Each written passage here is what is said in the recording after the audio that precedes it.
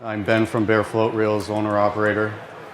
I'll talk to you a little bit about my product, and I'll talk to you about what the most common question I get is for people who are fishing the rivers with their spinning reel, as I did when I first started, and why they should abandon their spinning reel for one of these. So it's probably mid-'80s when I started fishing the rivers for steelhead and salmon. And there I was with my spinning reel. I wasn't able to drift very far. As much line as I had outside of my reel and in my hand, I would just toss it out, and 10, 12 feet would be the max, and then I'd pull in. And so I'm not really covering a lot of area. And I started seeing other anglers out there with maybe smaller diameter reels, but they were float reels. I thought they were some type of a fly reel, and only one day when I got tangled with one of them, and he was nice enough to explain it to me, he explained to me about the drift and the zone and being in that drift longer and the probability of hooking up on a fish because of that. He also explained to me the inherent problem that there is with the spinning reel. The face of the reel being perpendicular to the rod itself doesn't allow for line to spool off very easily. So you always had to manually pull out line from the spool, and that doesn't promote the most natural drift. You're tossing out a float with your bait below it, and you want it to be as natural as possible with the current. So with that spinning reel, you're pulling out line, and your float's jerking its way down. The fish see that, they're not too attracted to it, or they recognize that there's something wrong with that. So an inline float reel came about on the market sometime, I think, in the late 70s. Didn't catch on until about the 80s. And what that does is it allows the spool to be in line with the rod, and as you're drifting down the river, as it needs line, it just naturally pulls it out like that. So the biggest problem with the spinning reel, not only that you were manually pulling out line, is that when you actually did get a fish, you saw your float go down. With a spinning reel, you manually had to close the bail, reel in your excess slack before you could set hook. 5 to 10 seconds to do that operation. By that time, 9 times out of 10, the fish has spit the hook out and it's gone. With a float reel, the line is always taut, meaning it's always tight. There is no slack sitting outside the spool between the guides of the rod and the spool. The line is always taut. As soon as I see that float go down, I set hook. 1-to-1 ratio, all my reels are 5-inch, which allows for a pretty quick retrieval. And the ultimate drift is as far as you can see your float. So if that's 20 feet, if that's 50 feet, if that's 100 feet, and the river and the other anglers around you can allow for that, you can really cover a lot of space with it. How many in the audience are actual center pin fishermen?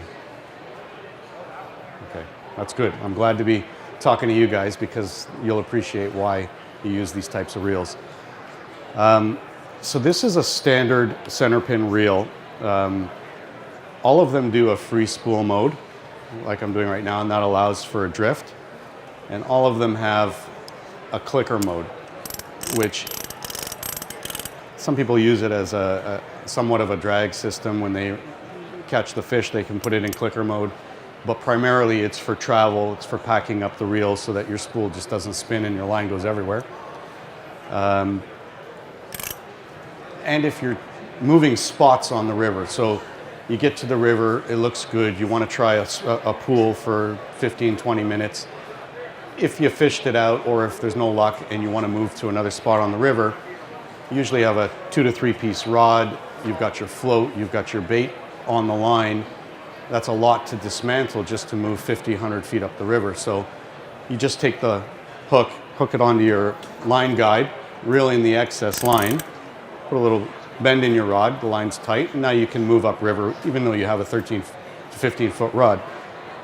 Problem is, I noticed with other reels that I used myself, and I paid attention to the complaints I saw on social media from anglers to the respected reel builders. Make the clicker stronger, they all said.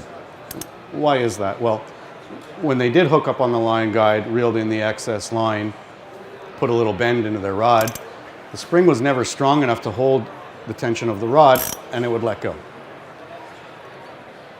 So what you saw out there in the field were guys with hair elastics and elastic bands wrapped around the cork of their rod, and then they would take that band and wrap it around the handle to prevent the spool from spinning backwards. I thought it's time for some little innovation. I run a machine shop, I've got engineering, so let's put in a third setting that allows you to retrieve your excess line, and then it locks, so it's an anti-reverse. So that's a standard center pin reel with that extra feature. I call that a bear claw. I thought the name was hidden. I also have another style of reel. Looks very similar, but it's quite different actually. And this reel has a drag system. A little switch on the bottom allows you to be in free spool mode, and that's the way you're going to fish. You're going to drift. Moving that lever over engages your drag system, and then you have variable adjust with the center tension knob here, and that creates drag. So one of the things I didn't go over yet, with a standard center pin reel and you're in free spool mode drifting down river, bobber goes down, you hook set, now you got to fish on. So how do you control that? You're in free spool mode. If you'll notice, there's a very nice radius on the edge of the reel here, and the angler will actually use his hand, almost like the caliper on a car, on the brake system, and he will use a manual drag system with his hand. It's a very rewarding feeling to land a fish using the center pin the way it was meant to be used, and using your hand as the drag system.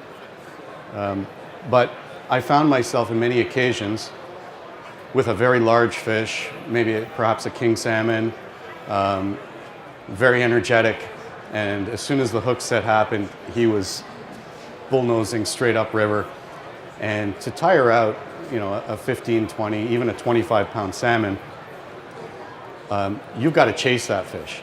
You can't stand in one spot. So here I was running through the river, traversing over moss-covered rocks and stumps, and it got actually quite dangerous. I fell a few times, and that's the end of the day, really, if you fall, because you get wet, your pride's hurt, so you pretty much want to run away.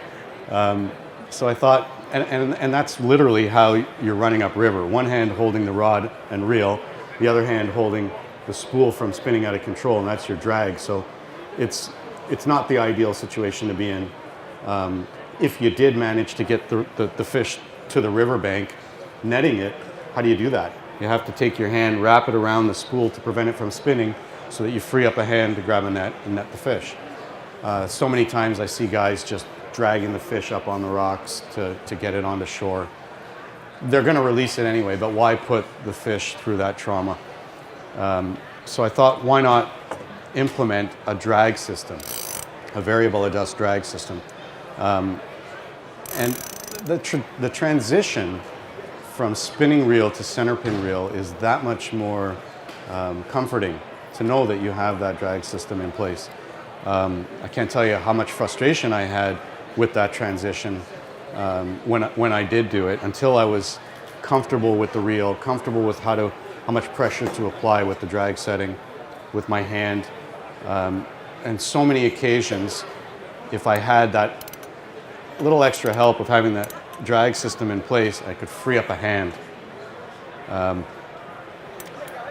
And my drag system is now available in a 0 to 7 pound, 0 to 15, and even a 0 to 25. With a 25-pound drag system, this now became a very versatile reel, a 3-in-1, so to speak. This is not just now a river fishing reel. This is a trolling reel for freshwater lakes, for saltwater. There's guys mooching with them and trolling with them. So it's actually a very versatile reel.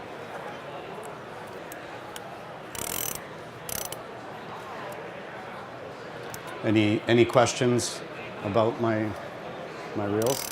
So I've got a very interactive website where you can custom build your own reel online. It's a tab on the main page called Build Your Reel. It goes through a dozen different options that you can load up in them, and as you choose an option, it virtually creates an image for you so you can see what they look like and customize the porting that you like with the colors that you like. 17 different handles to choose from, ranging from plastic, acetal, to acrylics, to even wood, if that's what you'd like. And that's Fantastic. it. That's it. That's my product. Absolutely. Did you show them how it spins?